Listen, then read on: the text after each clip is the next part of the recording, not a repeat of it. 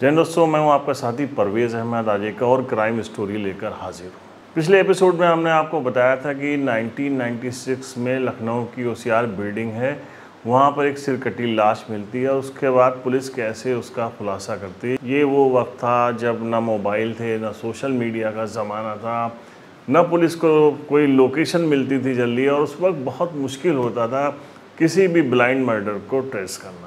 Technology में advancement होता है और कैसे कैसे एडवांसमेंट होता है और कैसे कैसे घटनाओं का खुलासा होता है। हमारी स्टोरी इसी पर आधारित है। अब हम आपको बता रहे हैं 20 अक्टूबर 2006 का एक मामला। पश्चिमी दिल्ली का हरिनगर पुलिस स्टेशन है। यहाँ पे बिल्कुल सुबह सवेरे जो है फ़ोन की घंटी बजती है, लगातार घंटी बज रही होती है। वहाँ पे तैनात नाइट ऑफिसर फ़ोन को उठाता है। उधर से बोलने वाला बताता है कि मैं तुम्हारा जीजा बोल रहा हूँ। तिहाड़ जेल के गेट नंबर 3 के बाहर मैंने एक लाश रखी है जिसकी सिर कटा हुआ है, उसको मैं अपने साथ ले गया हूँ। जाओ पहले उस लाश को देखो, उसको बाद मेरा पता लगा सकते हो तो पता लगा। तो इतना बड़ा चैलेंज पुलिस को कोई खुले खुले कर रहा था। पहले तो पुलिस ऑफिसर समझा कि ये कोई भद्दा मजाक कर रहा है, लेकिन क्योंकि वहाँ पे पहले भी तिहाड़ जेल का जो पूरा एरिया है, कई गेट्स हैं वहाँ पर, हाईटेक जेल है हिंदुस्तान की वो, तो उसके आसपास पहले भी सिरकटी लाशें मिल चुकी थी, कुछ घटनाएं ऐसी हुई थी, इसलिए पुलिस ने उसको सूचना को नज़रअंदाज नहीं किया और वहाँ पर जाने की तैयारी कर रही थी कि इसी बीच में कुछ और सूचनाएं आनी शुरू हो गई। पुलिस जब मौके पर पहुँचती है तो देखती है कि वहाँ पर एक सब्जी वाली एक टोकरी रखी हुई थी, बड़ी टोकरी थी। टोकरी को कायदे से उसको बांधा गया था, जैसे फल जिसमें रखे जाते हैं टोकरी, उसके बाद फल को उससे रस्सी से बांधा जाता है, वैसे एक टोकरी थी। पुलिस ने जब उस टोकरी को खोला तो उसके होश उड़ गए, क्योंकि उसके अंदर जो है वो एक लाश रखी हुई थी जिसका सर कटा हुआ था, रक्त रंजित शव था। पुलिस को उसमें से एक पत्र भी मिलता है। पत्र में जो भाषा लिखी हुई थी वो भी बड़ी हैरान करने वाली थी। दिल्ली के पुलिस वालों, मैं तुम्हारा जीजा हूँ, ये हत्या मैंने की है, और गालियों के साथ लिखा था कि अगर तुम मेरा पता लगा सकते हो तो मेरा पता लगा लो। अब क्योंकि जिसमें सिर नहीं मिलता है तो बॉडी की शिनाख्त नहीं हो पाती है, बड़ी मुश्किल होती है पुलिस को उसका खुलासा करने में। पुलिस ने बहुत सारे हाथ पैर मारे, बहुत सारी जांच की आसपास, लेकिन कुछ भी पता नहीं चल पाया कि ये फ़ोन किसका था और कि हत्या करने वाला कौन है और उसने पुलिस को चैलेंज क्यों किया। धीरे धीरे 5-6 महीने गुजर जाते हैं। 25 अप्रैल 2007 अब पुलिस को फिर एक शव मिलता है तिहाड़ जेल के गेट के सामने, और फिर एक सिरकटी लाश बरामद होती है। इंस्पेक्टर सुंदर सिंह यादव, जो कि जांच कर रहे थे, पिछला जो मर्डर हुआ था, जो लाश मिली थी जिसके साथ वो पत्र बरामद हुआ था, पुलिस को चैलेंज किया गया था, उसकी जो जांच कर रहे थे सुंदर सिंह यादव, अब उनके होश उड़ गए। बड़े बड़े अधिकारियों के दिल्ली के होश उड़ गए कि कौन है ऐसा जो इस तरीके की हरकत कर रहा है। तो इतना क्रूरता से वो हत्या कर रहा है। हत्या करने के बाद वो तिहाड़ जेल जैसी जगह पे उसके गेट के सामने शव को डाल रहा है, जिससे मतलब जो है एक बड़ा मैसेज जाए, एक बड़ा चैलेंज करे। तो पुलिस के लिए भी एक बड़ी मुसीबत खड़ी हो गई थी। पुलिस अभी हाथ पैर मार ही रही थी कि 18 मई 2007 को तिहाड़ जेल के गेट के सामने एक और शव मिलता है। उसका भी इसी तरीके से सर काट कर हत्यारा ले गया था और पुलिस को एक बार फिर चैलेंज कर गया।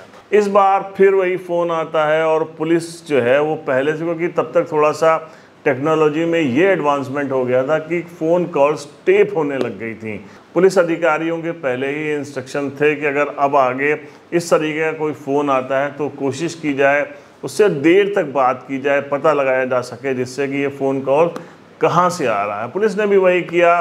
जब हत्यारे ने फ़ोन करके बताया कि मैंने वहाँ लाश फेंकी है, तुम लोग जाके लाश उठा लो और तुम्हारे अगर दम है तो तुम मुझे पकड़ के दिखा दो, ये सब, तो पुलिस उससे और कुछ बातें करने लगी। पुलिस चाह रही थी कि और जो दूसरे हिस्ट्री शीटर हैं उनकी आवाज़ों से इसको भी मैच कराया जाए। इसी बीच पुलिस को ये जानकारी मिल गई कि तिहाड़ जेल के जो 3 नंबर का गेट है उसके ठीक सामने एक पीसीओ है और ये फ़ोन वहाँ से किया जा रहा है। अब पुलिस वहाँ पे पहुँचती है। मौके पे पहुँचने के बाद उससे भी बातचीत करती है और उसका हुलिया पूछती है कि फ़ोन करने वाला किस टाइप का था। उस हुलिया को पता लगाती है। वो आवाज़ जो है वो उसके टेप हासिल करती है पुलिस। उसके बाद जो है सारी एक पूरी टीम जो है बहुत सारे बिंदुओं पे काम कर रही थी। तभी एक आइडिया पुलिस को आता है कि इस टाइप के जो पहले मर्डर हुए हैं, कई बार लाश मिली गई, उसमें कोई अगर ऐसा पकड़ा गया था तो उसका पता लगाया जाए। तो पुलिस पता लगाती है तो उसको पता चलता है कि हाँ 1998 में एक इस तरीके का मर्डर हुआ था। उसकी जो है वो सर काट लिया गया था, हाथ काट लिए गए थे और वो लाश जो है यहीं पे फेंकी गई थी। तो पुलिस को पता चला कि ये जो मर्डर करने वाला था, जिसने पहला मर्डर किया था, वो था चंद्रकांत झा। मधेपुरा बिहार का रहने वाला था चंद्रकांत झा, जो कि दिल्ली की सब्जी मंडी में काम करता था। ये हत्या क्यों की थी उसने, ये सब, और उसके बाद वो कैसे छूट गया था, इस सब के ऊपर रिसर्च करने के बाद एक दिन पुलिस पता लगाते लगाते चंद्रकांत झा के उस रूम पे पहुंच गई जहाँ पे वो रहता था।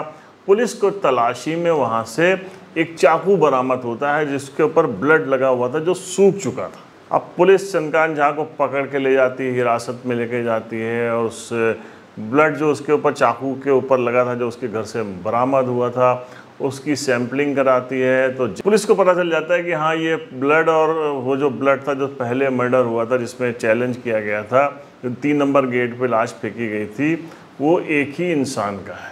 गिरफ्तारी के बाद वही होता है कि पुलिस पहले लंबी पूछताछ करती है और उसके बाद जब अभियुक्त उसको बताता है, नहीं बताता है, तो पुलिस उसके ऊपर 3rd डिग्री का इस्तेमाल करती है। लेकिन चंद्रकांत झा ने कहा था कि देखो तो मुझे मारना मत, मैं तुम्हें सब कुछ बताऊंगा। उसके बाद पुलिस को जो उसने बताया वो बहुत चौंका देने वाला था। उसने बताया कि उसने पहला मर्डर क्यों किया था, वो बिहार का रहने वाला था।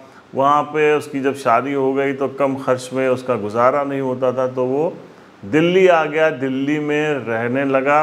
उसने एक ठेला ख़रीदा। अब मंडी में एक मंगल पंडित नाम का एक गुंडा था, जो हमेशा होता है मंडी में, वो वसूली करते हैं। वो लोग बहुत चीज़ें होती हैं मंडी में, आड़त पे या जो मज़दूर वहाँ पे काम करते हैं, जो लोग ठेला लगाते हैं, फिर इंटरेस्ट के साथ उससे वो वसूली करते हैं। इस टाइप का एक गुंडा था मंगल पंडित नाम का। वो मंडी में एक दिन जो है इससे कोई बात पे कहा सुनी हो गई और उसने इसको मंडी में पीटा।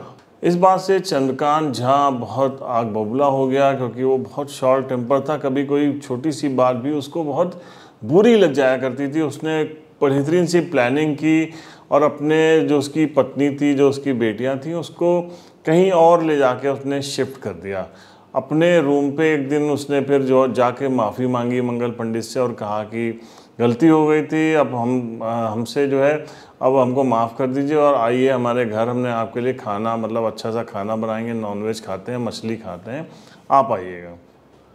मंगल पंडित को अपने उस पर बुलवाता है वो अपने रूम पे, उसको बढ़िया सी शराब और खाना खिलाता है। और उसके बाद जब मंगल थोड़ा सा उसमें हो जाता है, व्यस्त हो जाता है, तो पीछे से उसके ऊपर अटैक कर देता है, चाकुओं से कई चाकू मारता है। उसके बाद गर्दन रेत के उसके बाद उसको अलग कर देता है और सर उसका जो है वो जाके यमुना नदी में फेंक देता है और नीचे का जो धड़ होता है वो उसको ले जाके तिहाड़ जेल के पास फेंक देता है। अब 20 अक्टूबर 2006 को वो मर्डर किया था अनिल मंडल का। अनिल मंडल जो है चंद्रकांत का दोस्त था, दोनों में अच्छी पटरी खाती थी, सब कुछ था। लेकिन अनिल मंडल क्या करता था कि लड़कियों के ऊपर, जो लड़कियां होती थी उसके ऊपर उसकी बुरी निगाह रहती थी और कई बार उस प्लानिंग में रहता था कि वो लड़कियों से दोस्ती करके उनके साथ गलत काम किया जाए, जो कि बहुत बुरा लगता था। चंद्रकांत इसके लिए कई बार टोक चुका था। आखिर में एक ऐसे ही मामला जब उसको पता चला तो उसने मंडल को बुलाया और मंडल के गर्दन रेत दी और उसके बाद उसका सर अलग कर दिया और अलग करने के बाद फिर नीचे का धड़ जो है वो 3 नंबर गेट पे फेंक दिया था उसने, जो कि पुलिस ने चंद्रकांत के कहने पे बाद में उसका DNA टेस्ट करवाया और वो बात सही निकली। अब दूसरा शव जो उसने फेंका था, जिसकी गर्दन काट दी थी, वो था उपेंद्र का। उपेंद्र भी उसका मिलने वाला था। बताते हैं कि एक दिन दोनों ये साथ में बैठ के मछली खा रहे थे और उसके बाद खाना खाने के बाद जो है वो प्लेट रखने की ज़रा सी बात पे कि गंदी प्लेट कौन धुलेगा, ये वो, इस पे ज़रा सी विवाद हो गया दोनों में आपस में। और इस मामूली सी बात के ऊपर उसने उपेंद्र का गला रेत दिया और उसके बाद फिर वही हरकत की कि ऊपर का जो सिर था वो ले जाके फेंक दिया। एक तरीके से ये सीरियल किलर जो है एक साइको हो गया था। तीसरा जो शख्स था उपेंद्र नाम का, वो उसी मंडी में, वो भी उसकी आड़त थी, वो कुछ वहाँ पे काम करता था। पता चला था कि वो अपनी बेटी के साथ गलत संबंध बनाता है। ये किसी तरीके से चंद्रकांत को पता चल गया था और इस बात की वजह से उसने उसका जो है वो गला रेता था। गला रेतने के बाद सिर अलग कर लिया था। वही उसी तरीके से यमुना नदी में जाकर उसको फेंक दिया था और नीचे का धड़ जो था वो गेट पे फेंक आया था तिहाड़ जेल के। यही नहीं, उसने 2-3 और मर्डर जो है वो पुलिस को भी बताए थे कि उसने एक गुड्डू नाम के एक शख्स को मारा था 2003 में, उसके भी शव को, और उसके भी धड़ को उसने तिहाड़ के पास ही फेंका था।